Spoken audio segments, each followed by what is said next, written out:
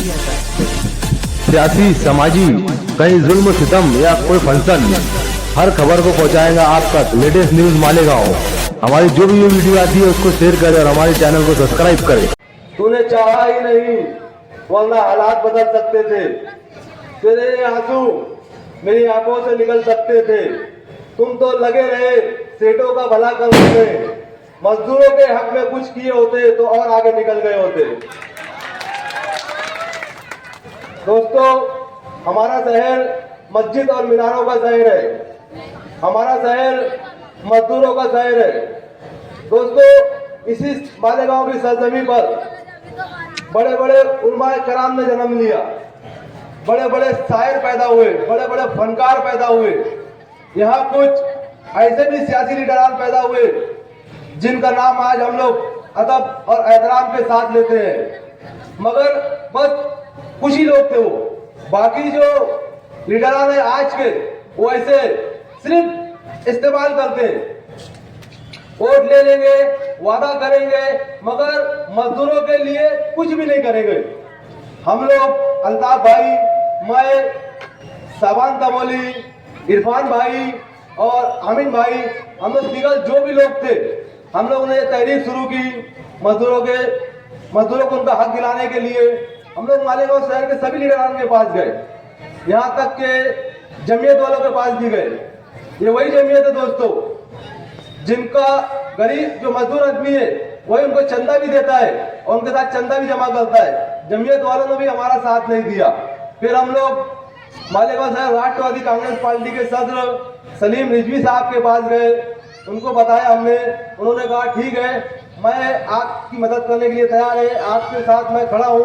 उन्होंने हमको नासिक लेकर गया, मुंबई लेकर गए, 2 बार मुंबई लेकर गए, वहाँ के लीडरान से हमको मिलाया और हम लोगों ने अपनी बात वहाँ रखी कि मालेगांव शहर में 1.5 लाख से ज्यादा मजदूर है, 6 लाख पावर लूम है, 25-50 हजार सेठ है, मगर बात मजदूरों की होती ही नहीं। बात सियासत शुरू होती है रोड और गटर से, और रोड और गटर पर आकर खलास होती है। पता नहीं क्यों मजदूरों से वोट तो ले लेते हैं मगर मजदूरों का हक अदा नहीं करते।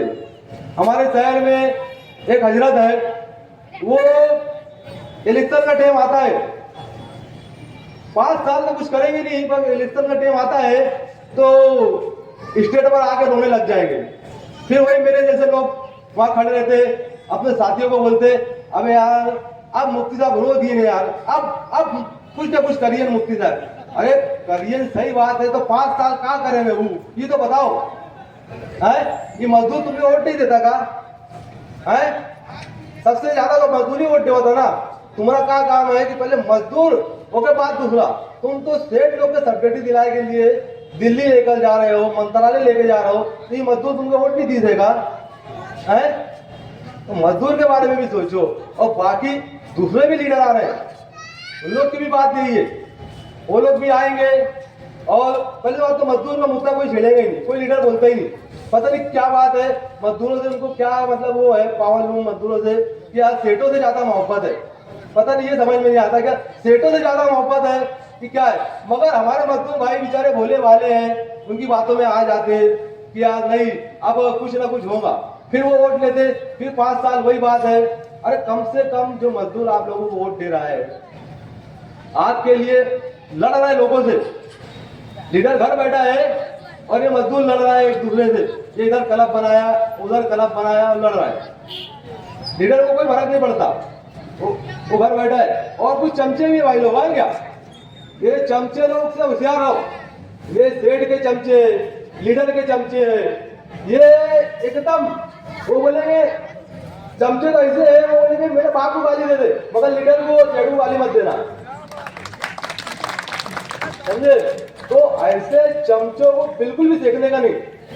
जब कोई ऐसा मौका है ना तो चमचों को सेकने का ही नहीं, क्योंकि चमचे। और हाँ, सबसे अच्छी बात यह है कि कुछ चमचों के वजह से भी मैं और अल्ताफ भाई यहाँ खड़े, तो हम भी कुर्सी बैठे रहते थे।